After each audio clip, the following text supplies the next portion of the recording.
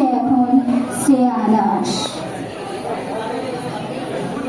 নমস্কার।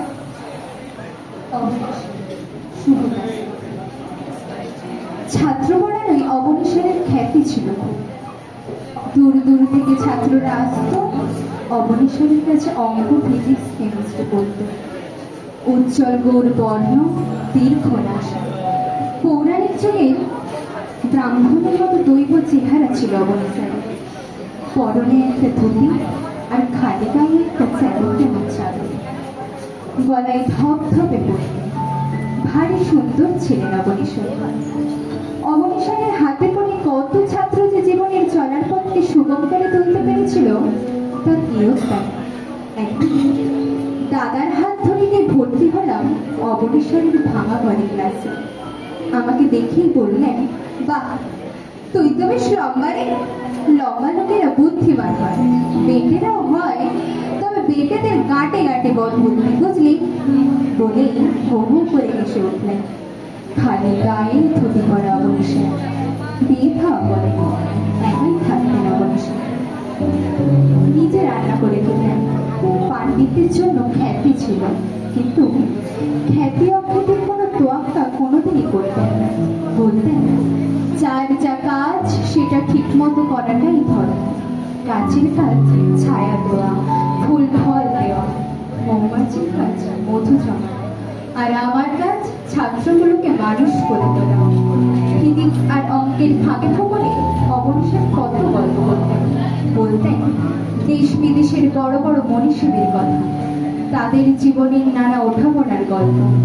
শোনাতেন উদাত্ত কণ্ঠে রবীন্দ্রনাথের কবিতা, কখনো বা মাইকেলের অমৃতাক্ষরে গাথা অমূল্য কাব্য, কখনো শোনাতেন অষ্টম প্রসাদের মরমী গান। লেখাপড়ার হাত ধরে চলতে চলতে আমাদের বউতার মননে অবনীশ্বর এঁকে দিতেন পৃথিবীর আসল চেহারাটার ছবি। লোক, পাশবিকতা, শোষণ, দারিদ্র সবকিছু নিয়ে এমন অনায়াসে বুঝিয়ে দিতেন তিনি, কোন ঘটনার কি কারণ আমরা মনে মনে রোমাঞ্চিত আলো লিখে দিতেন। অবনীশ্বর শোনাতেন রাশিয়া বিপ্লবের কথা, ক্ষুদিরাম মাস্টার তার কথা, বিধুদেবের গল্প। শোনাতেন তারাশঙ্করের গল্প, কিংবা শরৎচন্দ্রের পথের দাবির গল্প। কর্মন্যস্ত জীবনের ছোটখাটো অবকাশে যখনই ভেবেছে সে আমাদের জন্য কত কি করলেন, আমরা কি করলাম, তখনই মনটা ভারী হয়ে যেত। প্রবাসী থাকে, বাংলার জন্য মন কাঁদে। বন্ধু, আত্মীয় অনেকের কথাই ঘুরে ফিরে মনে হয়। অবনীশ্বরের কথাও খুব মনে পড়ে। পুজোর ছুটিতে বছর কাজে লাগে সেবার দেশে ফেরার আয়োজন করলাম। ফেরার পথে ইনস্টিটিউট টায়ারে আরামে বসে বসে বারবার মনে পড়ছে স্কুলের কথা, বন্ধুদের কথা। মনশ্চক্ষে দেখতে পাচ্ছি ভাঙাচোরা সেই অবিন্যস্ত ঘর, যেখানে বসে ক্যালকুলাস আর কেমিস্ট্রির ফাঁকে অবনীশ্বর বলে যেতেন জীবনের কথা, ইতিহাসের কথা। বাড়ি থেকে এতদিন পরে এলে যা হয়, অনেকটা সময় চলে গেল কথায় কৌশলে প্রশ্নে। তারপর পোশাক পাল্টে পাড়ার মনে গিয়ে হাজির হলাম। ফোনটা চাপ দিলাম। দাঁড়াতেই নানান জনে নানান প্রশ্ন। কিরে, সত্য না? কি খবর? কেমন আছিস? তারপর কেমন আছিস ওখানে? এখানে যে অবস্থা, ভালো করেছিস, বাংলার বাইরে চলে গেছিস। ওয়েস্ট বেঙ্গলে 13টা বেজে গেছে, বুঝলি? এইসব আপ্যায়ন ইত্যাদির পর পা বাংলার বকুলতলাতে একটা পুরনো, বহু পুরনো শিব মন্দিরের ঠিক পেছনে তেঁতুল গাছের পাশে গঙ্গার ধার ঘেঁষেছিল অবনীশ্বরের ভাঙাচোরা একতলা। হাঁটতে হাঁটতে পুরনো পাড়ার রূপ বদল দেখছিলাম।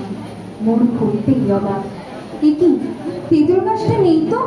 মন্দিরের পেছনে পা চালিয়ে গিয়ে দাঁড়াতে মুখটা হুলু করে উঠল। স্যারের বাড়িটা উধাও, নেই। সেখানে একটা চারতলা ফ্ল্যাট বাড়ি, ব্যালকনিতে ঝুলছে শাড়ি, বেড কভার।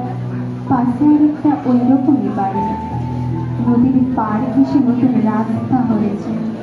স্যারের বাড়িটা মানচিত্র থেকে কেউ যেন ইরেজার দিয়ে মুছে দিয়েছে, এঁকেছে অন্য রকমের ছবি। মনটা ভীষণ ভেঙে গেল।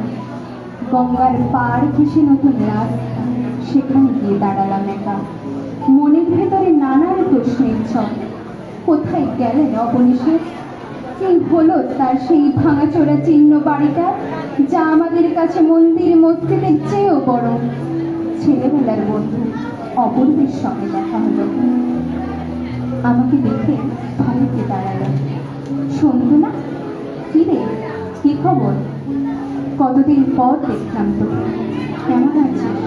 চেহারাটা অনেক বদলে গেছে তোর। এ কথা সে কথার ফাঁকে অপূর্বের কাছে জানতে চাইলাম স্যারের কথা। ও পড়তো অবনী স্যারের কাছে। দীর্ঘশ্বাস ফেলে হাতের বাজার করা ব্যাগটা মাটিতে নামিয়ে অপূর্ব বলল, সে অনেক গল্প, লম্বা কাহিনী। সত্য, তুই প্রায় বছর দেশের বাইরে চলে গেছিস। এই দেশের হাল হকিকত এই 2 দশকে কত যে বদলে গেছে, হয়তো কিছুই খোঁজ রাখিস না। বাইরের চেহারাটাই শুধু নয়, মনে মনেও পাল্টে গেছে এই মৎস্যফলের ছোট্ট শহর। শুধু এটাই নয়, পাল্টে গেছে, পাল্টে যাচ্ছে গোটা বাংলায়। বাড়ি ঘর, রাস্তাঘাট, পার্ক, হল, নতুন নতুন কত কিছু হয়েছে, হচ্ছে। হয়তো এমনটাই হওয়ার কথা ছিল, আমরা বুঝিনি, বুঝতেও চাইনি। প্রমোটারদের থাবায় শুধু কলকাতাই নয়, এখন সারা বাংলাটাই আটকে পড়েছে। নেতা মন্ত্রীরা বলছেন প্রগতি, আমরা হাড়ে হাড়ে দিয়েছি। কেমন করে বাংলাটা বাঙালিদের হাতের বাইরে চলে যাচ্ছে। আমরা আর কোথাও নেই রে সন্তু। না বাণিজ্যে, না ব্যবসায়, না চাকরিতে, না উৎসবে, না আয়োজনে। যাদের টাকা আছে অঢেল, তারা কেমন অনায়াসে সাম্রাজ্য করছে আমাদের বুকের উপর দিয়ে। এখানে 2-4 দিন থাক, বুঝতে পারবি। স্যারের বাড়িটা তো জানিস, দারুণ জায়গায় ছিল।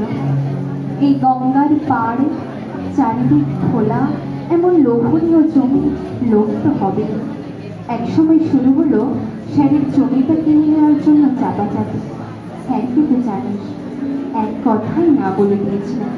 বলেছিলেন, 4 পুরুষের ভিড়ে আমার, কোটি টাকাতেও হাতছাড়া করবো না। আর টাকা নিয়ে কি করবো আমি? একা মানুষ, ছাপা খাওয়ার করি। পড়াশোনা ছাড়া আর কিছু টান নেই জীবনে। কি হবে বাড়ি বেঁচে? তাছাড়া যাবই বা কোথায়? কথাই যখন হলো না, শুরু হলো অন্য উপায় উচ্ছাদের চক্রান্ত। দিনের পর দিন কি দুঃসহ যন্ত্রণাকে স্যারের উপর চাপিয়ে দেওয়া হলো, আমরা নিরুপায় চোখে দেখেছি। রাজনীতির বড় বড় দাদারা তাদের আশ্রয় আর প্রশ্রয়ে প্রমোটারদের চক্রের জন্ম ও বিকাশ। তারাও লেগে পড়ল স্যারের পেছনে, বৃদ্ধ হয়ে পড়েছে। সে সময় চোখটাও গিয়েছিল খারাপ, খুব একটা ছাত্র পড়াতেও পারত না।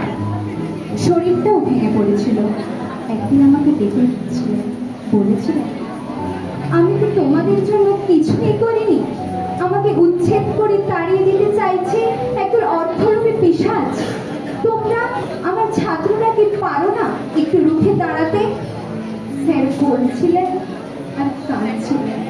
সত্য, আমরা সত্যিই পারিনি। ছাপোষা করণী সাধারণ মানুষ আমরা। এই বিরাট পাপচক্রের বিরুদ্ধে কিছু প্রতিরোধ করে আমাদের সাহসের পুরো মেরে। তাছাড়া তোর কাছে স্বীকার করতে বাধা নেই সন্তু, আমরাও আসলে যে যার নিজের নিজের জীবনযাপনের সমস্যা নিয়ে এত জেরবার হয়ে থেকেছি। চারপাশে ছাঁটাই, লে অফ, লগ আউট, ভিআরএস, জিনিসপত্রের আকাশ ছোঁয়া দাম, অসুস্থতায় বিপন্নতায়, দেশে হারা হয়েছে। আমরাও স্যারের ব্যাপারটাই বুঝি না, ঠকতেও চাই, স্যারকে তো জানিস জীবনে চাকরি করেনি, অন্যের হুকুম শুনতে হবে বলে। কারো কাছে মাথা নত করার মানুষ পেয়েছিলেন সেবার অঘ্রাণ মাস। ঘন শীতের রাতে হঠাৎ হই হট্টগোলে ঘুম ভেঙে গেল। বারান্দায় এসে দেখি বকুলতলার আকাশে দমদমে লাল, লোকজনের প্রচন্ড চেঁচামেচি, আর্তনাদ, আগুন চলছে দাও দাও করে। ছুটে পথে নামলাম। সত্য, সেই দৃশ্য তুই ভাবতে পারবি না। দাও দাও করে চলছে স্যারের ভাঙাচোরা বাড়িয়ে। পাড়ার লোকেরা চেষ্টা করছিল, কিন্তু আগুন থেকে তারা শুধু অবনী স্যারকে বাইরে আনতে পেরেছিল। স্যারের প্রাণের ধন শত শত বই ওই আগুনে করে ছাড়খাড় হয়ে গেল। দাঁড়িয়ে দাঁড়িয়ে বুক ফাটানো আত্মনাথী স্যার বলছিলেন, ওরে বইগুলো বাঁচা, বইগুলো বাঁচা। না কি সত্যি আমরা বাঁচাতে পারি? রাগে ক্ষোভে দুঃখে আমার হাত পা অবশ হয়ে গেল। বললাম, অবশ্য চুপ কর। হিরোশিমায় যেদিনটা বোমা পড়েছিল সেদিনটার গল্প স্যার আমাদের বলতেন না? কেমন করে একটা বিশাল আগুনের গোলা প্রচন্ড বুক ভাঙা শব্দ নিয়ে লক্ষ লক্ষ প্রাণকে ধ্বংস করে মুহূর্তে উঠে গিয়েছিল নীল আকাশে। স্যার বলতেন আর দেখতাম। রাগে ক্ষোভে কষ্টে সারা শরীর চোখ থেকে ছলছল করে উঠত। ভাবতেই পারছি না নিজের চোখের সামনে এই এক হিরোশিমা তিনি কি করে দেখলেন, কি করে সহ্য করলেন। চোখ জলে ধরে এলো আমার। অপূর্ব বলল, সত্য স্যার এখনো বেঁচে আছে, মারা যাননি রে, যাবি স্যারের কাছে? আমরা কেঁদে ফেললাম। না রে, পারবো না। আমরা আমরা কিরকম মানুষ অপূর্ব? স্যারের কাছে রসদ নিয়ে বড় হলাম, বড় চাকরি করলাম, বউ বাচ্চা নিয়ে সুখে রইলাম। স্যারকে কি ফিরিয়ে দিলাম, কি ফিরিয়ে দিলাম শঙ্কর? দেশে যখন এসেছি স্যারের সঙ্গে দাঁড়াবার চেষ্টা করে চল। সন্ধ্যেবেলার স্কুলে গেলাম, ছেলেবেলার স্কুল। এখন অনেক বড় হয়েছে। দারোয়ানের ঘরের পেছনে আরেকটা টালির ঘর, যেখানে আগে থাকতো ঘুটে কয়লা। সেই অন্ধকার স্যাঁতস্যাঁতে ঘরে বিছানার উপরে একটা মানুষ শীর্ণ পোড়া কয়লার মতো ফ্যাকাশে বসে আছেন অবনী স্যার। স্যার পায়ে হাত রেখে প্রণাম করে কেঁদে ফেললাম। স্যারের কোনো প্রতিক্রিয়া হলো না। অপূর্ব আমায় ধরে পড়ল। শোন, স্যার বেঁচে আছে, কিন্তু কোনো বোধ শক্তি ভাষা কিছুই আর নেই। বউ আমার ভাঙতে যাচ্ছে, সমস্ত চেতনা জুড়ে কান্না নামছে। নিজের ওপর ধিক্কারে, ক্লান্তিতে, রাগে, বিরক্তিতে চুরমার হয়ে যাচ্ছে হৃদয়। স্কুলের দারোয়ান রামসিং স্যার নিয়ে রেখেছিল, জায়গা দিয়েছিলেন। আমায় চিনতে পেরে বলল, দাদা দুঃখ করো না, যার যা কপাল। চুপ করে যাওয়ার আগে বলতেন, যার যা কাজ সেটা ঠিক মতো করাটাই ধর্ম। আমার কাজ ছাত্র গড়ে তোলা, সেটাই করি। আমি ধর্ম পালন করি। এই যে দাদা, তুমি এত দূর থেকে স্যারকে দেখতে এলে, এও তোমার ধর্ম। মন খারাপ করো না, স্যার বসে আছে শূন্য দিকে। মনে হলো তিনি বলছেন, বুঝলি, নিজের কর্তব্য করে যাওয়াটাই জীবন। এই যেমন আমি তোমাদের এত কিছু বলি, এত কিছু শেখাই, তোমরাও বড় হয়ে এত কিছু বলছো, অন্যকে শেখাবে। হ্যাঁ বলতে পারছেন, কষাঘাতের মতো এক একটা বাক্য এসে পড়ছে আমার শরীরে। হ্যারের গাওয়া গান মনে পড়ছে, আরো আরো প্রভু, আরো আরো, এমনি করে আমায় মারো, আরো আরো প্রভু, আরো আরো। নমস্কার।